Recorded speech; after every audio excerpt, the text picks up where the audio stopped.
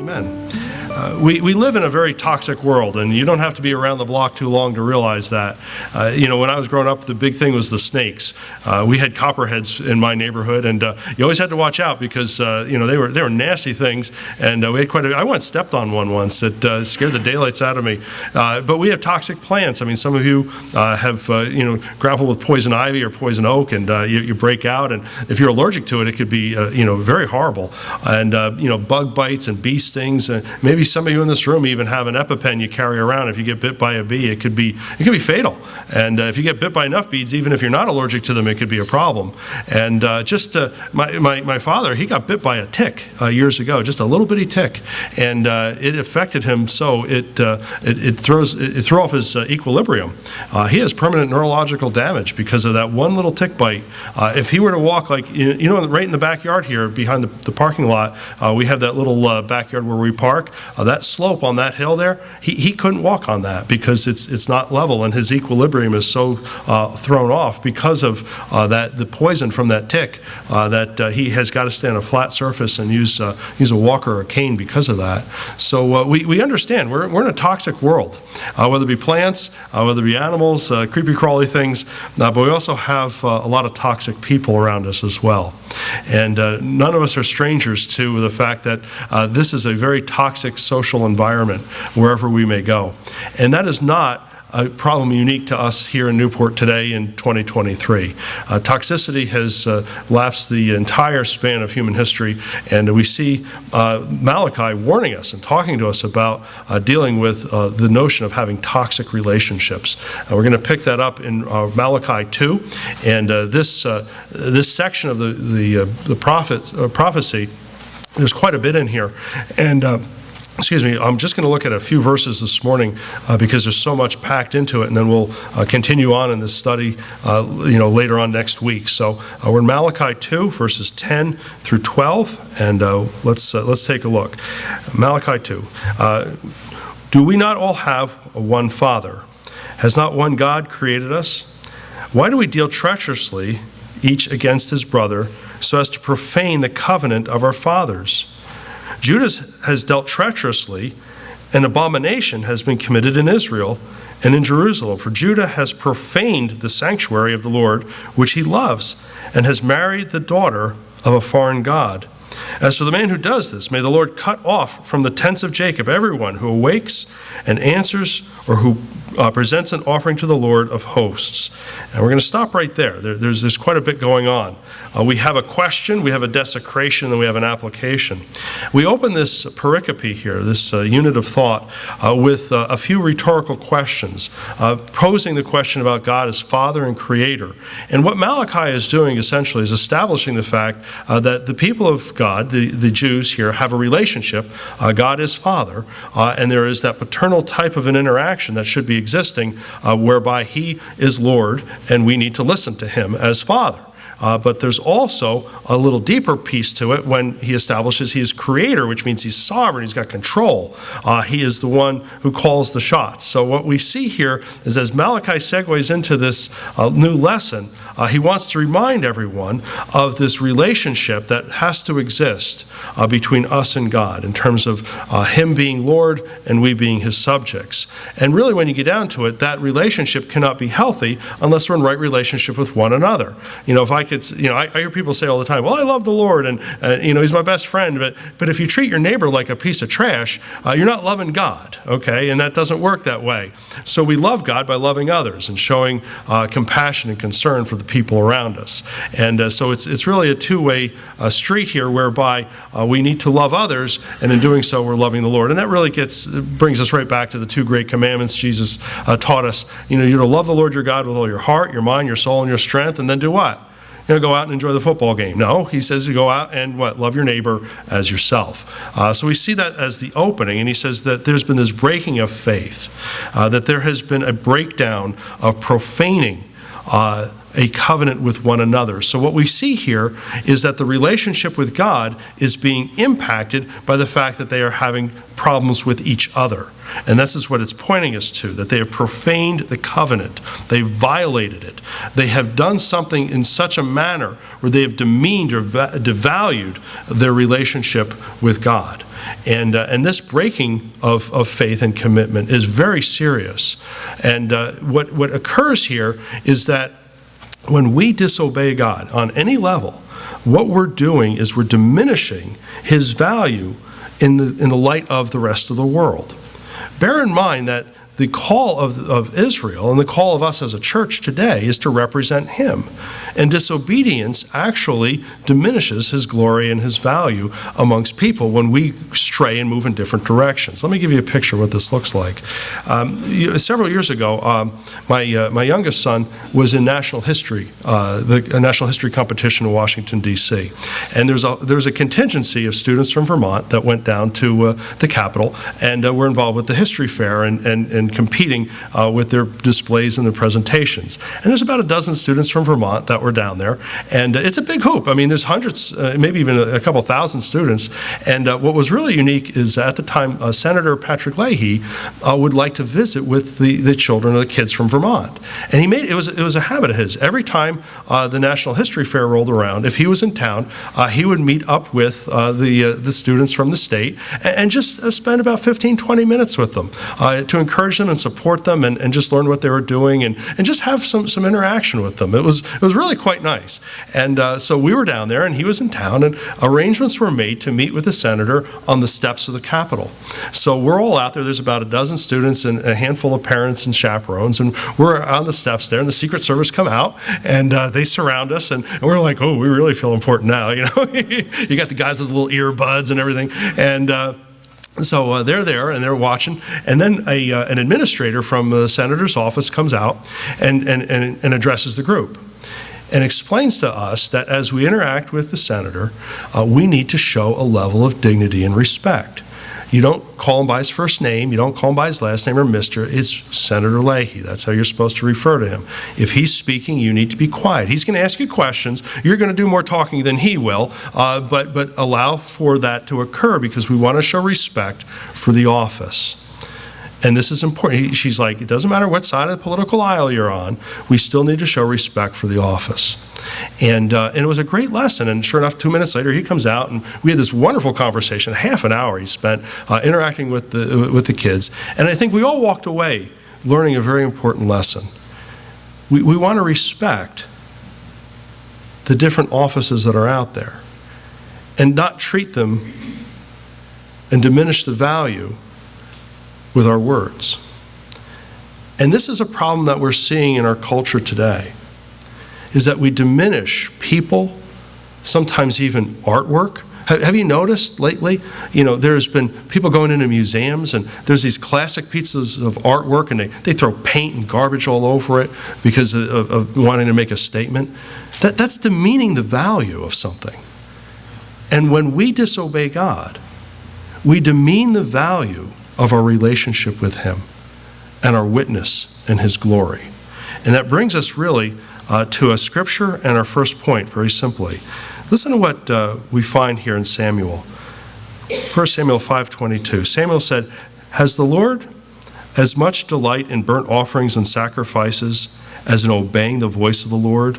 Behold," and here's the crux of it, "to obey is better than sacrifice, and to heed than the fat of rams."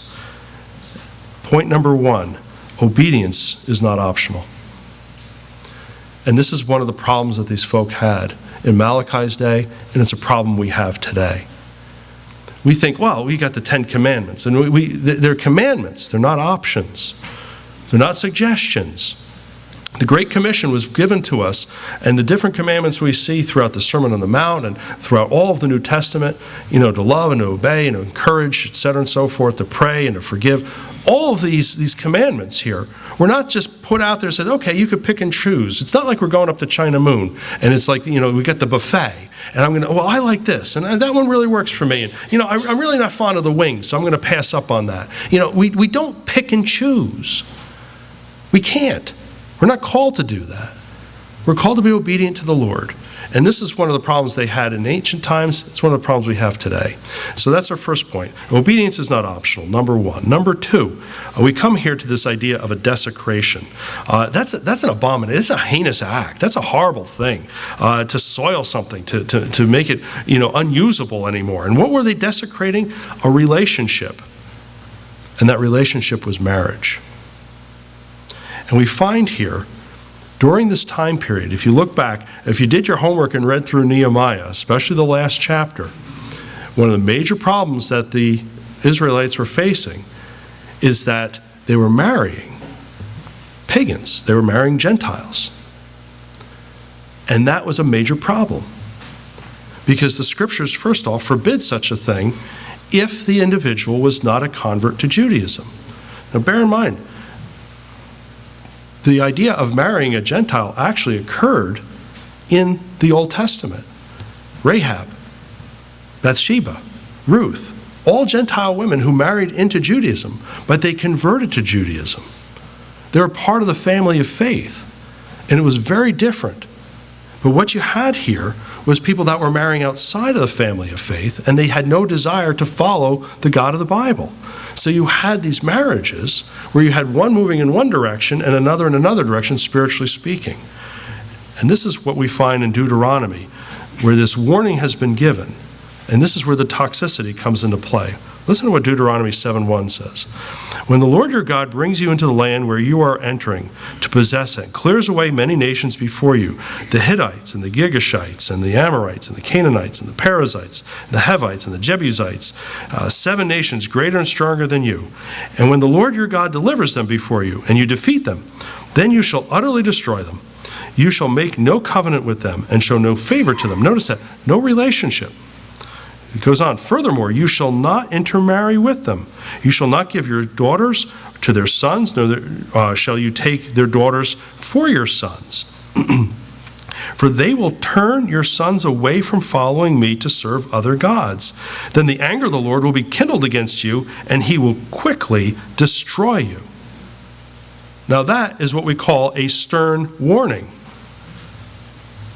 God understood that if they stepped out of line and they started mingling and forming relationships with a group of people who were moving in a spiritually diametrically opposed to them, that this was going to create havoc for the nation of Israel. And we have examples of this. I mean, Solomon, the great king of Israel, he marries all sorts of wives from all sorts of countries. I mean, he's got a harem that's almost countless. And what does he do? He ends up committing idolatry. He ends up, worshiping, in pagan custom. And he leads the entire nation astray.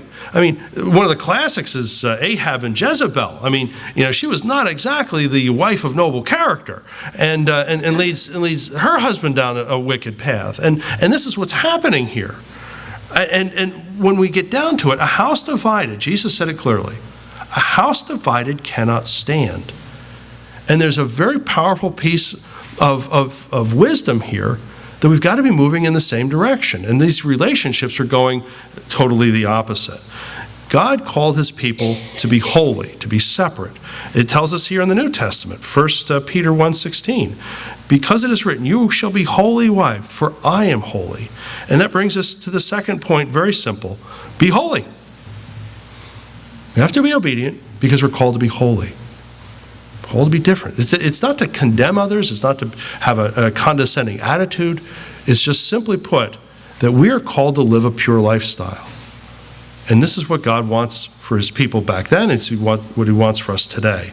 So we really, when you get down to it, we have 3 very unique applications here. And I want you to think, I'm going back to my old ABC. Applications, I even made a slide for this today. So ABC, all right? Real quick. Number 1A, avoid toxic partnerships. Not people, but partnerships. Avoid toxic partnerships. Let's go back to our reading from this morning. Do not be bound together with unbelievers.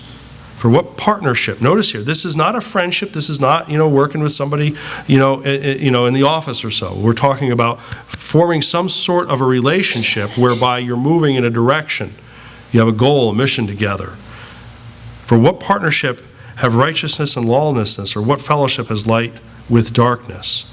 This really moves in three different directions, this idea of being unequally yoked. The first is obviously the marriage. And we find in Scripture, 1 Corinthians 7:39 explains, a wife is bound as long to her husband as lives, but if her husband is dead, she is free to be married to whom she wishes, only what? In the Lord. And that final phrase is the catcher. That we are called to be equally yoked to somebody who's a believer. Because what happens if we don't? We're moving in different directions. I mean, what are you going to do on a Sunday morning? You know, one wants to go to church, the other wants to go to the lake. How are you going to raise your children? You know, one wants to follow the Scriptures, one may care less. How are you going to manage your finances? One wants to perhaps give and be generous in a church setting, maybe give of the time and get involved with the ministry. The other can care less. And it can go, and you see this horrible sense of division. So we want to avoid this in the area when it comes to marriage. The second area has to do with business relations. And I'm not talking about working for somebody, but entering into a partnership, a business partnership, whereby we're yoking ourselves with someone else who thinks very, very differently. I cannot tell you the number of times I will have somebody call me up, will be sitting in my office. Their life, their finances, their business is an absolute disaster because they're trying to follow some biblical principles and the person they're partnered with is moving in a different direction. I have seen people lose their homes, their shirts, their entire bank account based on a partnership of being yoked business-wise with somebody who thinks and believes radically different. Now, this doesn't mean we're not friends with people. This doesn't mean we don't interact with people. What it's saying here is it's the partnership. I want to share with you a passage in Thessalonians that I hold very near and dear. It surfaces a principle. It says, make it your ambition to lead a quiet life and attend to your own business. Work with your own hands just as we commanded you, so that you will behave properly toward outsiders and not be in any need. Now, I want you to focus on that last phrase there. That's translated in other, this is in the NASB. The NIV will say, so that you're not dependent on anyone. And I believe that there is a very powerful principle that emerges here. We need to think about sustainability in relationships. We need to think about being financially sustainable. And when we think about such thoughts, it leads us down a pathway where who are we partnering with? How are we investing our time and our effort with who, and where are we going with that? So we find here, avoid toxic partnerships, and that has to do with the marriage. I think it's very applicable in business, but one of the biggest ones is in the area of church. And this one is enormous. I am a huge proponent of separation of church and state. And one of the reasons is that any time, and you look at this through a historical lens, every time the church partners with the state and decides to join with the state in some capacity to function and manage. I'm not just talking about getting along and having, living in the community together. We have to interface with each other. What I'm talking about is partnering and doing things together. Every single time it has happened historically over the last 2,000 years, there's always been corruption. Doctrinal corruption, there's been corruption on both sides of the aisle, there's been compromise everywhere. I mean, you look at 313, when Constantine made Christianity the official religion of the Roman Empire, you see the doctrinal purity of the church just tanked after that. There was all sorts of corruption within Christendom because of it. England, you look over the pond, look at British history. When the church and the state joined and entered into a partnership, they were unequally yoked. It created all sorts of problems of corruption. And it happens today. One of the reasons why we as a church do not accept money from the state, we don't interface with the state when it comes to any sort of financial dependency, is because they now have a hook in our affairs and can control and dictate things. This building, for an example, I'll just give you a couple brief things. This building could be considered a historical monument, a historical structure. It's that old. And there are folk who've suggested, well, why don't we just turn to the state? They can give us money to, take care of the building and the property and all that. But there's a hook. If we take state funds, they start dictating how we run our building, how we run our business, how we run things here. I know of a congregation that took all sorts of state funds. They wanted to expand their church. They couldn't because they were now locked into that partnership.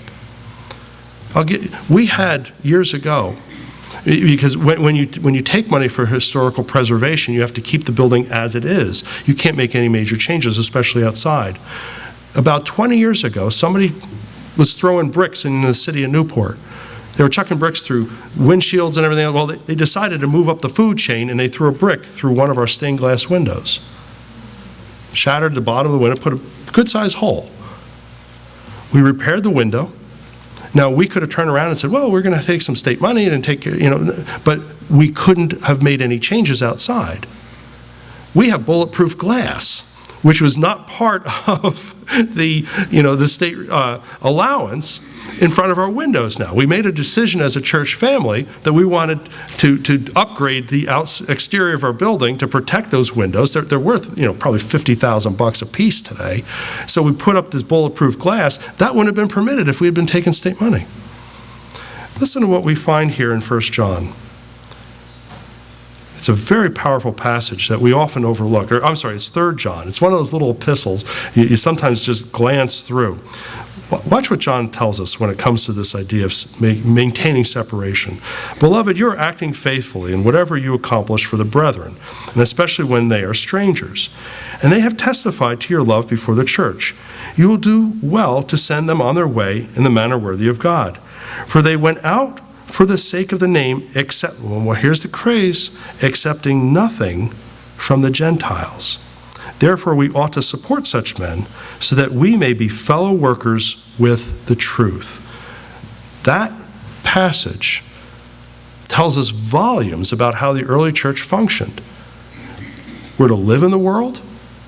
We're to embrace the world in terms of with the gospel and bringing grace.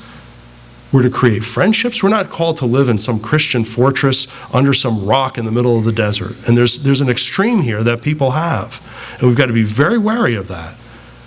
We're called to be light and salt in a dark and dying world. We're called to bring the gospel to people. We're called to develop friendships. We're called to interface with people. We're called to love them and care for them and do as much as we possibly can to represent Jesus in our communities. But what we're not called to do is enter into a toxic partnership whereby we are dependent upon somebody, and as a result that could compromise the mission. And that's what we're getting at here. A, avoid toxic partnerships. B, be cautious with toxic friendships. We need to have friends. You should go out and get a few. It's nice. But we need to be cautious with toxic friendships. Now, why is that? Who's rubbing off on who? That's the question. How many times do you see somebody who has a big mouth and then all their friends have a big mouth? Or they are inclined to a certain behavior. Proverbs 22:24 through 25 explains this. Do not associate with a man given to anger. There's a toxic relation, toxic person. Or go with a hot-tempered man. Or what? You will learn his ways and find a snare for yourself. I believe we have to be very cautious. We need to embrace people. We need to interact with people. We need to get involved with people. We need to go out and be soccer coaches and get involved with schools and, get involved with the community and run for offices and be part of this community. But we have to be careful that the community and the toxicity doesn't rub off on us. And there's times that happens. How many times do you see Christians today? They want to be as close to the world as possible. So they're going to lie, and they're going to cheat, and they're going to cuss, and they're going to do all the things that the world does because they want to fit in with the world. That is not what we're called to be. Salt and light stands out. We hold to a higher ethic. We hold to a higher moral ground. We hold to a biblical standard. And that's what we see here in the scriptures. So we need to be cautious with toxic friendships, but not avoid them just the same. Finally, and here's the real answer to it all, C, connect toxic people with Christ. That's what we're called to do. The book of Romans explains this. Simple principle. Do not be overcome by evil, but overcome evil with what? With being good. And the best way to do this is praying for people, loving on people, sharing the gospel with people, looking out and trying to connect them to Christ. Because when you get down to it, why is a person toxic? Hurt people hurt people. Sandra Wilson wrote a whole book on this. One of the reasons why you go out in the world and you have people that are like junkyard dogs is because they've been hurt. They're wounded. 9 times out of 10, they've got a hard story to tell. And they're walking around this planet with an axe to grind because somebody kicked them in the teeth one too many times. And they're wounded. And how do you fix that? Jesus Christ. It's the gospel. It's the substitutionary atonement. It's Christ coming into this world saying, I can make things different. Give you a new heart, a new mind, a new relationship with God, and a new relationship with other people. The fruit of the Spirit is love, and it's the ability to interface with people and interact with a world that is lost and dying. These folk need Christ. So at the end of the day, the key to having friendships and dealing with toxic people is to bring them the antidote. And that's Jesus. I'll give you a picture of what this looks like, and we'll wrap it up. Years ago, I worked with this guy, and he was the penultimate toxic human being. I mean, he was like a junkyard dog in human form. You walk in the office, like, I'm going to take your head off, and I mean, he was just nasty. I cannot believe he had a wife. I can't believe the kids even listened to him. He stayed in the same house. You'd walk in, and he would just go off on people. And he would just rip you to shreds. And he just didn't care. You have some people that have like little filters. He had no filters. I mean, whatever came to mind came out of the mouth. And it didn't matter what time of day, night, he was just spilling it out and letting you know he didn't care, he didn't like you, or whatever the case may be. So nobody went around him. I mean, he was totally toxic. So I'm working with this guy, and every once in a while I see him, he's like, hey, what's going on? He just give me all this grief. And I say, hey, dude, we're all right. So I just, some days I would just ask him, how you doing? What's going on? How's the job? Just basics. I'm learning. And one day he says to me, I'm having a hard time sleeping. I'm like, well, that would explain why you're such a grump. I said, well, why is that? He says, I have PTSD. Oh. I served in the military. I saw things I shouldn't have seen. I looked at him and I said, do you pray? He said, well, the man upstairs ain't listening to me. That's what he tells me. And I'm like, look, God is more than just a man upstairs. Jesus is fully human, and he understands what it's like to be you. He also understands what it's like to suffer. But he's also fully God. He's capable of helping us through tough times. Well, what are you talking about? He says, I'm talking about just talking to him, to pray.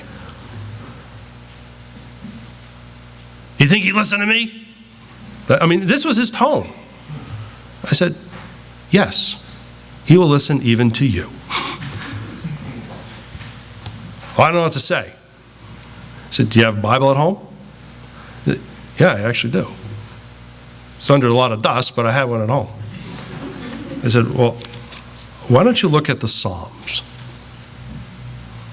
It's an unusual point of entry for evangelism, but I just suggested, why don't you just read the Psalms? Because those are David's prayers, and they're prayers from the heart. They're prayers of a warrior. They're prayers of a man who's seen a lot of action. They're prayers of a man who's suffered and struggled. There's prayers of a man who's experienced fear and hardship. Why don't you take a look at the Psalms and let that become a model for you in talking with God? I'm not going to guarantee, all of your struggles are going to go away tomorrow. There's no silver bullet that fixes what you're wrestling with. But maybe this will give you just a little bit. All right. About 2 weeks later, I run into him. How you doing with the praying? He's like, I'm on round 2. Round 2? What are you talking about, round 2? He's like, I've already finished the book of Psalms. I'm reading it again. 2 weeks, 150 chapters. It's helping. He was connecting with God. Every night this man would go home, and after he bit off his wife's head and bit off his kid's head and bit off his own dog's head, he would pick up his Bible quietly. He didn't let anybody know it. Nobody was going to know he's reading the Bible. And he'd sit down and he started reading those Psalms. And he started praying according to David's paradigm. And he started to experience a level of peace. The conversation continued for several months. And one day, I'd be pointing him to different books of the Bible, just connecting him with God. And one day, I started handing him like little pamphlets and tracts and booklets and stuff. I came across something. It was like a soldier's story, It was written by a military guy for military guys, struggling with things, and it had the gospel in it. And I looked at my friend and I said, look, buddy, you're learning a little bit about having the peace of God, but you need to be at peace with God, and that's a little different. And that's where the gospel comes in. And I want you to take a look at this booklet here. And you tell me what you think. Read through it over the weekend, and let's talk next week when we see each other again. So I pass this along, and I see him about a week later. I said, what do you think about that booklet? And he's like, I'm at peace with God. I said, you prayed and you received Christ? He said, yes, I did. And he's like, things are different. And he started to grow. Not long, he ended up leaving and moving on, but about a year before, or a year after this occurred, he was about to take off. He looked at me one day. He comes into work. He looks at me and says, you know something? I stopped drinking. Seriously. I didn't even know he was a drinker. He says, yeah, I've been hitting the sauce since I got out of the service. He says, I stopped drinking because I have a new peace. I could sleep more at night. And he was connecting with God. Was he still a bit of a rascal? Yeah. He was still tough. He had a lot of edge to get worked off. But how do you deal with toxic people? You bring him the antidote, and that's Jesus Christ. So we want to avoid toxic partnerships. Be very careful who we partner with. B, we want to be cautious in toxic friendships. We want to rub off on people. We don't want people rubbing off, especially their sins on us. But C, we want to connect toxic people to the Savior who loves them, who died for them, and who cares for them. Because it's out of the context of that relationship, the venom is drawn, and they become new creations, just like we are today. So this morning I want to just encourage you as we ask the question, how do I handle toxic people? ABC. Avoid, be cautious, connect. Let's pray. Father,